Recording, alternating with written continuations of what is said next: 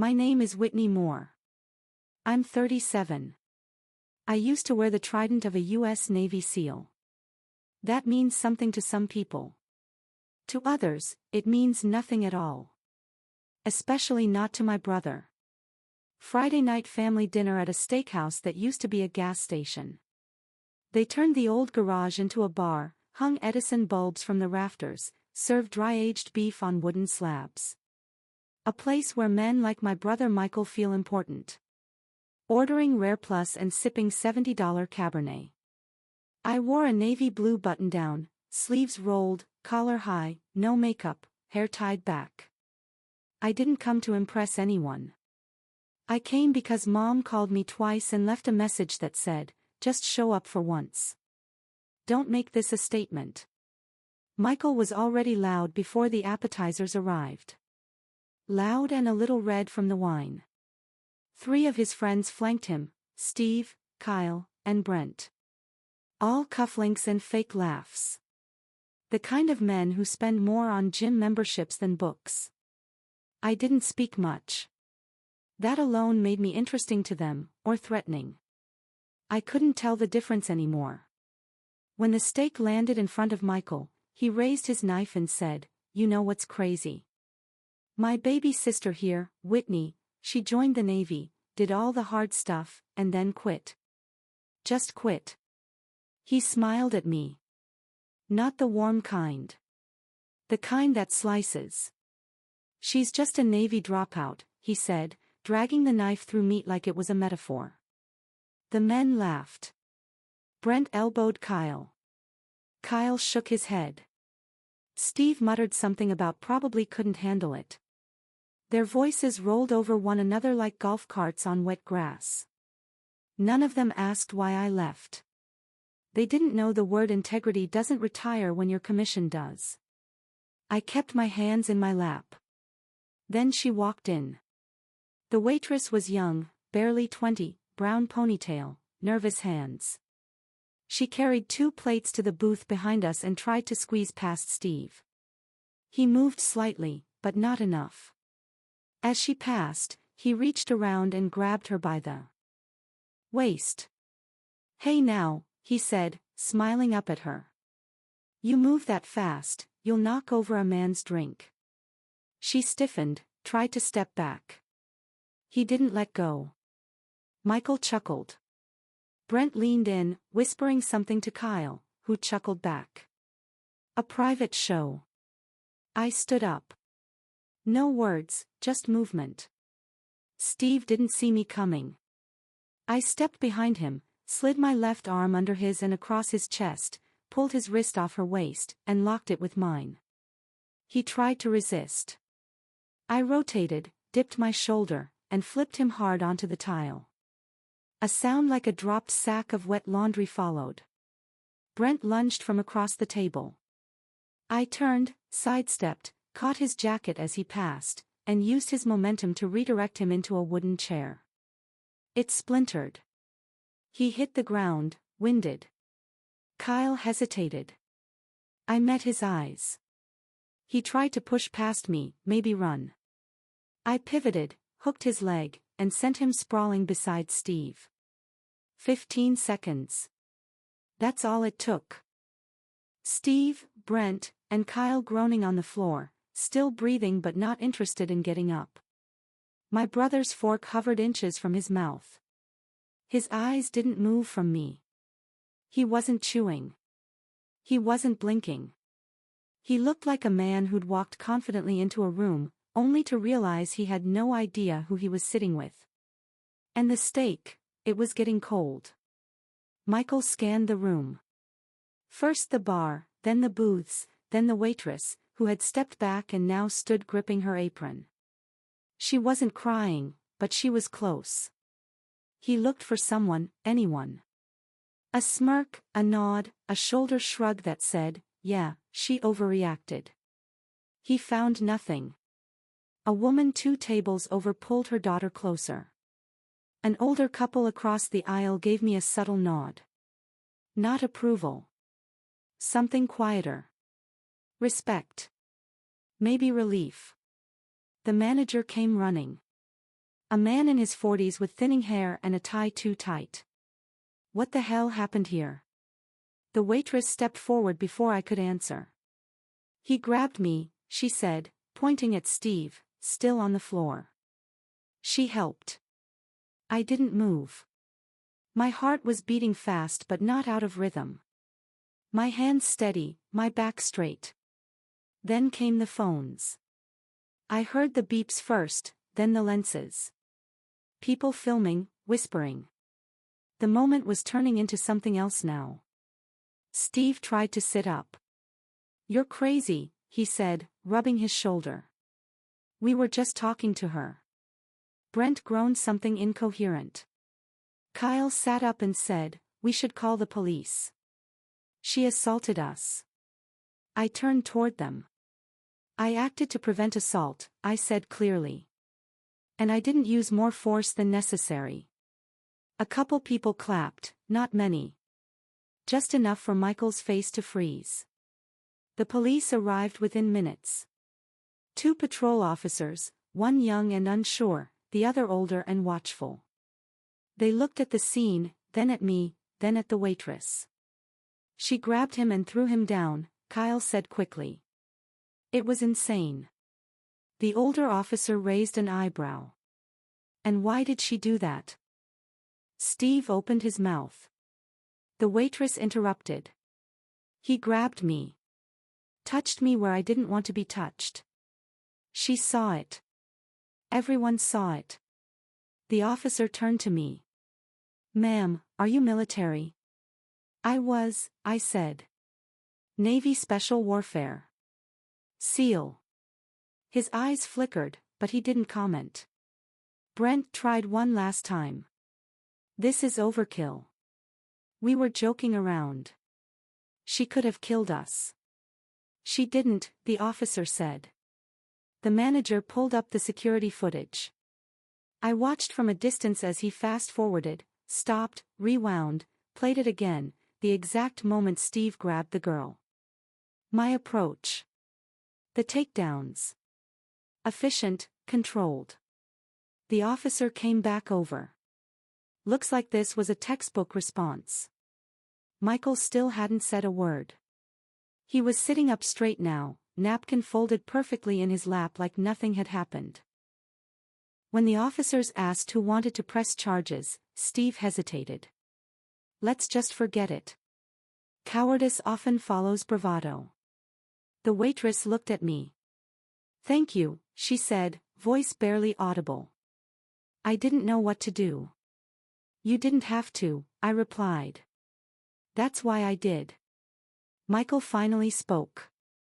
You're making this into a scene. I turned slowly. No, I said.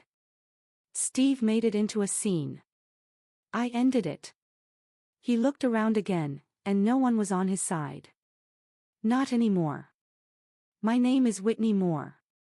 If you saw me walk past you on the street, you'd never guess I used to lead strike teams through the Horn of Africa. You wouldn't know that I'd stood in aircraft hangars where the air tasted like oil and steel. You wouldn't see the burn scar on my left shoulder from a close-range mortar in Kandahar, or the 4 citations tucked into a manila folder in a drawer I never open anymore. I was a chief petty officer in the United States Navy, assigned to DevGru, what the public calls SEAL Team 6. You probably know the stories. What you don't know are the silences in between. The parts no one claps for. The kinds of things you carry home like rust in the lungs. But none of that mattered at my family's dinner table. At that table, I was just Whitney, the daughter who got too serious. The sister who doesn't know how to relax. The one who used to be cute before she got so intense. My brother Michael has always had a way of folding a room around himself. He walks into a place like it was built just to reflect him. He's tall, square-jawed, 10 year-round thanks to golf trips and tanning beds he calls light therapy. He runs a real estate firm that sells high-end properties to people who talk more about the square footage of their kitchen islands than they do their children. Mom calls him the anchor of the family. When I left the Navy 3 years ago, honorably, voluntarily, Michael didn't call, not even a text. At Thanksgiving that year, he toasted resilience, but didn't look at me once. It's been 3 years since I've attended any family gathering. I didn't avoid them out of bitterness. It was protection. I had learned that silence was sometimes safer than proximity. But then Mom called, not once, 3 times in the span of 2 days. The third time she left a voicemail. "It's just a dinner, Whitney. One meal. Don't make this a statement." She always said that. Don't make this a statement. As if my presence or absence had some kind of political weight. I think deep down she just wanted all her kids in one place, breathing the same air, pretending the past didn't crackle beneath the surface. So I said yes, out of grace, out of guilt, maybe a little out of curiosity. I wanted to see if Michael still looked through me like I was just the shadow of some sibling rivalry he'd never outgrown. I arrived 5 minutes early. That was a habit I never broke. Early meant you saw the space before it filled. You picked your seat. You read the exits. The hostess smiled. Led me to the back. A booth.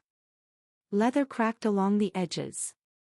I took the seat facing the door. Another habit. Michael arrived with his entourage 10 minutes later. Booming laughter before he even reached the table. I stayed seated. Didn't wave. He wore a sport coat over a white tee like he was trying to look expensive but still casual enough to mock people who took themselves seriously. His friends were all cut from the same cloth. Soft hands, hard eyes, the type of men who only like strong women if they're fictional or silent. Mom arrived last, cheeks flushed with effort or anxiety. I could never tell which. She kissed Michael's cheek, gave me a nod. Not cold, just cautious. We ordered wine. Michael did the choosing. He always did. No one questioned him. Not even the sommelier. The conversation started easy. Catching up. Real estate market. Interest rates. A new dog someone's neighbor bought that cost more than a semester of college. I stayed quiet. Not because I didn't have thoughts, but because I knew they didn't want mine. They wanted the idea of me. The role I used to play.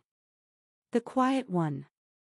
The girl who grew up with a compass in her hand and too much discipline in her spine. Then came the steak. Michael cut into his ribeye like he was carving a message into it. And then he said it, loud enough for the surrounding tables to hear. Crazy how my little sister did the whole Navy SEAL thing and then quit. Just dropped out. All that training and nothing to show for it. He grinned. The others laughed. I didn't. Because in my head I was back in a compound in northern Syria, holding the line while a civilian convoy was extracted under gunfire. I was remembering the feeling of sweat under body armor, the smell of gun oil and diesel. I was remembering the decision I made, the one that ended a life to save 12 others, and how that decision got me pulled into a room with men in suits who smiled without meaning it and asked if I'd consider early transition. They didn't call it punishment. They called it career redirection. And I took it. Not because I was weak, but because I wasn't willing to play politics with blood. Michael didn't know that. He didn't want to. To him, I was just a Navy dropout. So I took a sip of water, folded my hands again, and waited. Because what he didn't know was that I wasn't the one about to cause a scene. I was the one about to stop one. I didn't quit. That's what they always say, isn't it? That I dropped out. I walked away from a mission in Mogadishu after executing a command that led to the deaths of a woman and 2 children. No one told me they were in the building. No one checked. The call came in fast. And my job, my precise job, was to relay coordinates for a targeted airstrike on a suspected weapons cache. What we got was a shrapnel-blasted living room and a man holding a charred stuffed animal in his hands, screaming into the rubble. I submitted the report. No excuses, no embellishment, just facts. I expected a hearing. I expected questions. What I got was a closed-door meeting with two officers I'd never seen before, sitting beside a man in a tailored suit who called himself a liaison, the kind of man who says optics like it's a virtue. They offered me an early out. Framed it as a strategic reassignment for the health of the unit. They said I could take a break, go back stateside, regroup. But I knew what it was. They didn't want someone who would raise her hand and say, that was wrong. They wanted silence, obedience, continuity. And I, still reeling from the blast, from the footage, from the silence that followed, took it. I packed my gear, left my bunk key on the desk, flew out without ceremony. No send-off, no patch, no salute. When I walked into my mother's house 2 days later, duffel still in hand, she barely looked up from the kitchen. "You're early," she said. I didn't correct her. Michael came by that night. Walked in like he owned the oxygen. He saw my bag still unpacked by the door, scanned me up and down, and let out a short laugh. "See? Told you women don't last long in the military. Too emotional." He said it like he was stating a law of nature. Like gravity. Like a casual truth passed down through the generations. I didn't reply. But I remember my fist tightening around the handle of my coffee mug.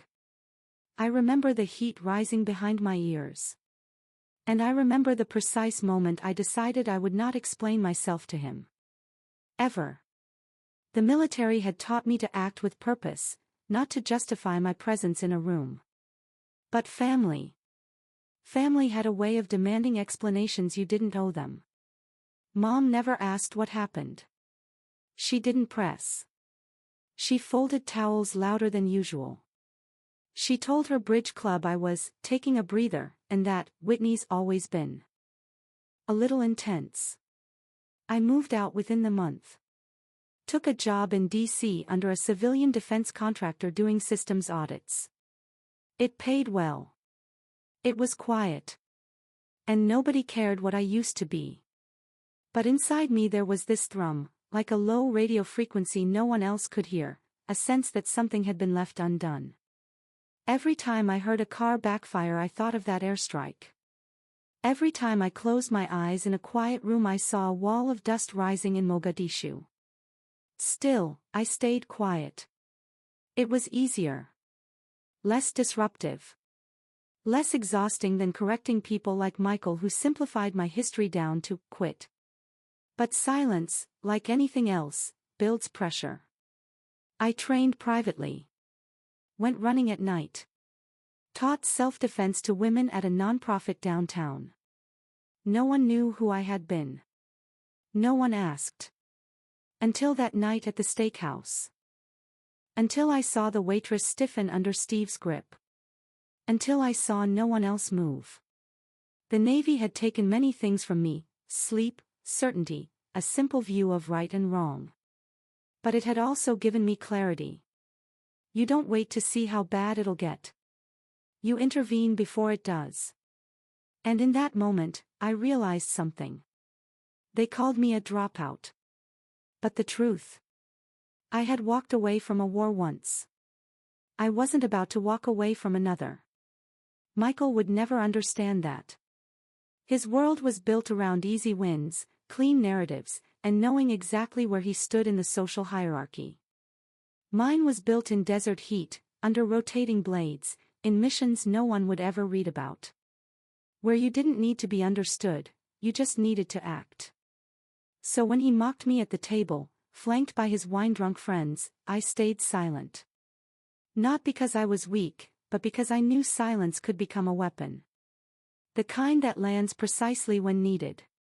The kind that gets results in 15 seconds. I hadn't dropped out. I had stepped back. And not for long. I saw his hand before I saw his face. Steve reached behind him with the kind of casual entitlement that doesn't believe in consequences. He didn't even turn around. Just let his fingers hook the waitress's hip like he owned it. She froze. The tray tilted in her hand. The two plates wobbled. One of them slipped. Her knee caught it just in time. He laughed. Careful, sweetheart. You almost lost the whole night. She stepped back fast, but he held on. The back of his hand pressed into her lower back now. Possessive, disrespectful, dangerous. That was the moment the steakhouse stopped being a restaurant and started becoming a battlefield. Brent stood up first, napkin still in his hand like it was some kind of civility shield. He moved slowly, hand resting on the back of my chair, close enough to make a point, not close enough to be considered contact. Kyle didn't move. He just leaned forward slightly, chin on his hand, watching Elle. This was all part of the entertainment. I'd seen that look before, in detainees, in cowards, in men who mistake silence for submission. Come on, Brent said, almost teasing. She's fine. Don't get all hero complex on us. The waitress looked to Michael. He didn't move. He just shrugged. I stood. The legs of my chair didn't screech. They whispered. Because I'd shifted my weight just right. Quiet, fluid, balanced. Brent's eyes narrowed. You serious? I said nothing. I stepped between Steve and the waitress. Slowly, deliberately. I didn't yank his hand off. I didn't raise my voice. I didn't flash a badge or throw a punch. I just said, you're going to take your hand off her right now. Steve turned around fully then, blinking like he hadn't even registered who'd just spoken. Then he looked me up and down. Relax. We're having fun. Brent smirked, moved around the table, closer now. Kyle still didn't move, still watching. Who do you think you are? Brent's voice dropped, got low, hostile. His body shifted into position, not trained, just practiced. Like someone who's been in bar fights but never faced real threat. I looked him dead in the eyes and said, I used to be Navy. Brent laughed. Used to being the key phrase. Then he reached for me. And that was it. Time has a way of slowing down when your body knows what to do. 15 years of muscle memory, honed under pressure in places without exit signs, does not forget how to respond when someone enters your space with intent. His hand hadn't even touched my jacket before my left arm came up, catching his wrist midair, twisting clockwise to break his center of balance. I stepped in, shifted my hip, and used his own momentum to flip him onto the tile floor. His head hit the corner of a chair on the way down, clean, controlled, non-lethal. Steve cursed and lunged, but he telegraphed it. I sidestepped, used his forward motion to redirect him face first into the table. The plates clattered. A wine glass shattered. His knee hit the edge. He went down hard, wheezing. Kyle stood now, but not fast enough. I advanced 2 steps, gauged his balance, and swept his legs. He hit the ground shoulder first, his head bouncing just enough to daze, not enough to damage. 15 seconds. Start to finish. 3 men. All down, still breathing, but not begging. Not yet. The waitress hadn't moved. Her hands were still frozen around the tray. Brent groaned. Steve cursed again. Kyle clutched his elbow. And Michael, my brother, was silent. He was still seated, still holding his fork. It hadn't reached his mouth. The steak bled slightly under the weight of his knife. His expression wasn't confusion. It was something else. Recognition. He looked at me the way someone looks at a thunderstorm after laughing at the clouds. He looked like he finally understood that I hadn't quit tea. He Navy because I was weak. I had walked away because I knew what I was capable of. And when I needed to use it, I didn't miss. The restaurant was dead quiet. No music, no chatter, just breath. And the sound of Brent's shoes scraping against the tile as he tried to reposition himself without looking more humiliated. I didn't gloat. I didn't posture. I didn't lift my hands or raise my voice. I just turned to the waitress and asked, "Are you okay?" She nodded once, too fast. Her hands still shook. Michael finally set his fork down. Slowly, like it weighed more now. I heard the first phone recording start. Someone behind me, probably one of the guests. That familiar click as someone decided this moment was worth saving. Viral worthy. Shareable. But I wasn't doing this for the cameras. I was doing it because no one else did. Because I knew what happened when people sat still and said, "It's not my problem." Because once I had followed an order that cost lives. And this time I didn't need permission to stop something wrong. This time I acted. Before we say goodbye, we'd love to know, where are you watching from? Is it a quiet morning with a warm cup of coffee, or a late night where stories like this keep you company? Let us know in the comments. We read every one with gratitude.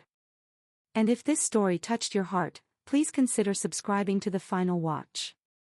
Not just to hear more stories like this, but to be part of a community that still believes in kindness, healing, and second chances. Thank you for spending your time with us today. Wherever you are, we hope you carry this story with you. And remember, sometimes the miracle doesn't knock on your door. It waits quietly until you're ready to open your heart. Take care. We'll see you in the next story.